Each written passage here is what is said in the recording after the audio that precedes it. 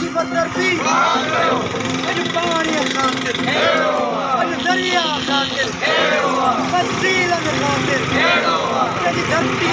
Sindh headline news जो सिंध के सलाम। अली अकबर सोलंकी जी आवाज़ सां होसड़ी खां असद बालादी जी रिपोर्ट मुताबिक़ क़ौमी अवामी तहरीक जे मरकज़ी सद ते अफ़गानियुनि जी आबादकारी, गैर क़ानूनी परजनि खे वापसि करणु, सुई गैस ऐं ॿियनि खातनि मां हज़ारे मुलाज़िमनि जी बरतरफ़ी, ज़मीनुनि ते कब्ज़नि ऐं पानी ते धाड़नि ख़िलाफ़ हैदराबाद जे शहर होसड़ी में बिहार कॉलोनी खां रैली कढी होसड़ी प्रेस क्लब अॻियां मुज़ाहिरो कयो वियो, जंहिंजी अॻवानी नज़ीर बुलेदी, बाबू मेमन, रफ़ीक उर्नानी, दर्शन सचदेव, फरहान लाड़क, अल्ताफ़ हास्केली, रफ़ीक अमदानी, मुख़्तियार जमाली ऐं ॿियनि कई। इन मौक़े ते अॻवाननि चयो त सिंध आलमी यतीम खानो नाहे। हुकुमरान सिंधी माण्हुनि खे अक़लियत में तब्दील करण लखे बंगालियुनि, बिहारियुनि ऐं बर्मियुनि समेत ॿियनि मौजूदु परजनि खे निकाली नथा ॾियनि।